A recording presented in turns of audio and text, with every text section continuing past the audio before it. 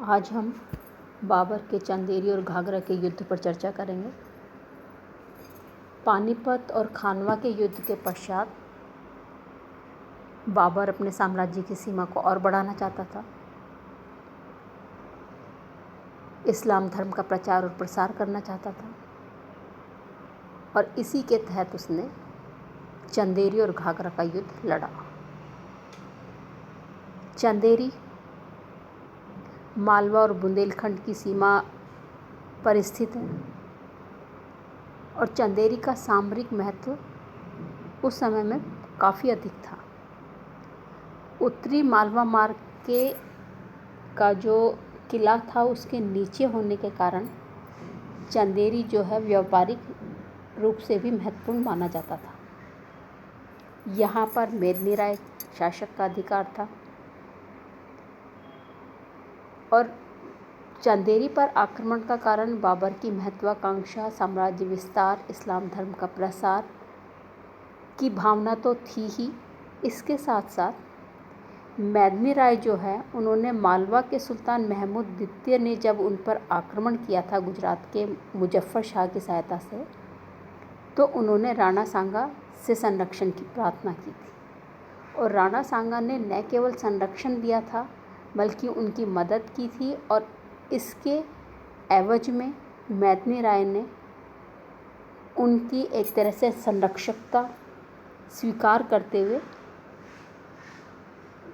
उनको अपने आप को राणा सांगा के विरुद्ध जागीरदार मान लिया था।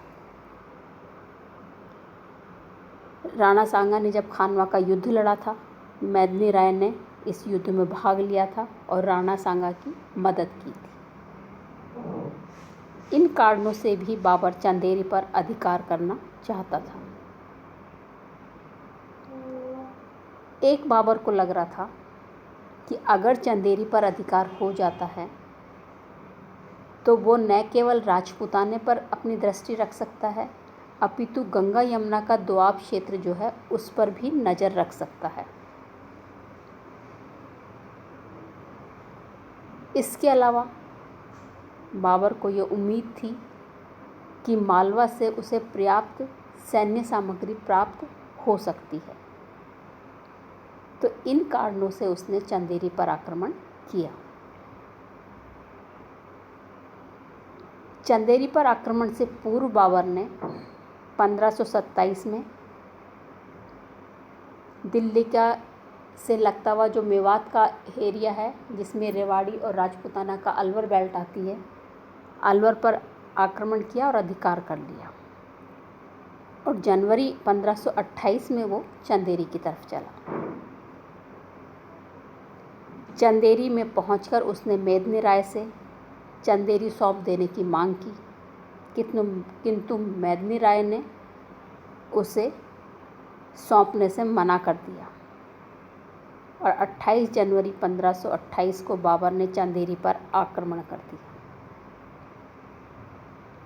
यहाँ पर स्थानीय मुसलमानों को अपने पक्ष में करने के लिए बाबर ने इस युद्ध को जिहाद करार दिया और जिहादी रूप देने की कोशिश की।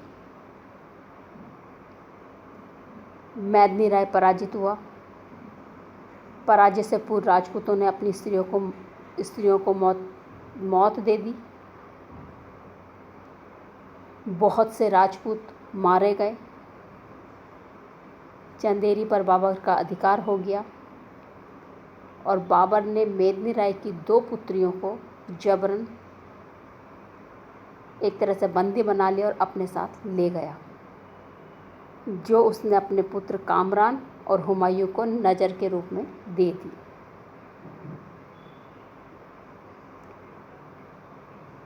चंदेरी जीतने के पश्चात बाबर ने चंदेरी का राज्य मालवा की सल्तनत के वंशज अहमद शाह को वापस कर दिया और अपनी अधीनता स्वीकार करते हुए वहाँ से चला गया। अपनी अधीनता स्वीकार करवाते हुए वहाँ से चला गया।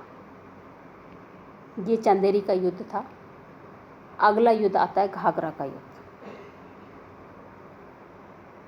घाघरा का युद्ध बाबर और अफ़गानों के बीच लड़ा गया।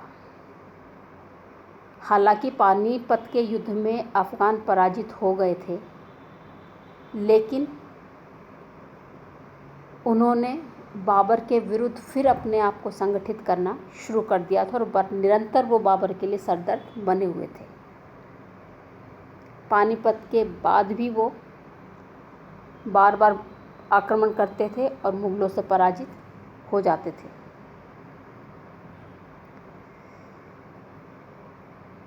जब बाबर चंदेरी का युद्ध लड़ रहा था, सांगा के विरुद्ध लगा हुआ था, उस समय इन्होंने बिहार में अपनी शक्ति को संगठित करना शुरू कर दिया और शक्ति संगठित कर ली।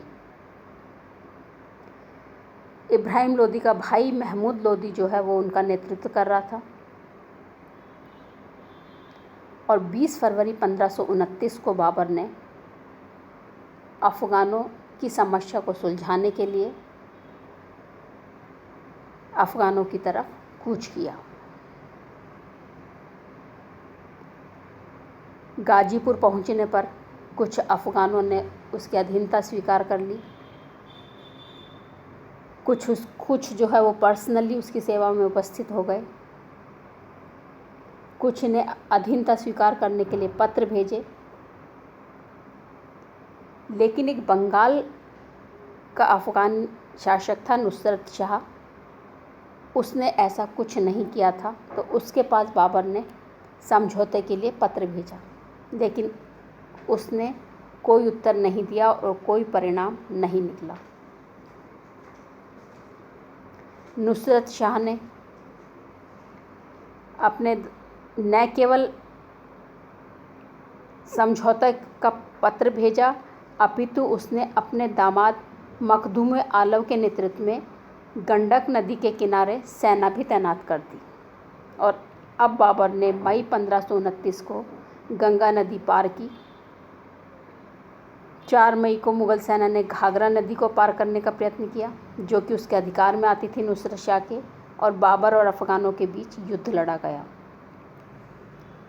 6 मई को अफ़गानों पराजित हुए और नुसरत शाह ने बाबर की प्रभुता स्वीकार कर ली और विद्रोहियों को शरण न देने का वचन दिया। घाघरा का युद्ध बाबर की आखिरी विजय थी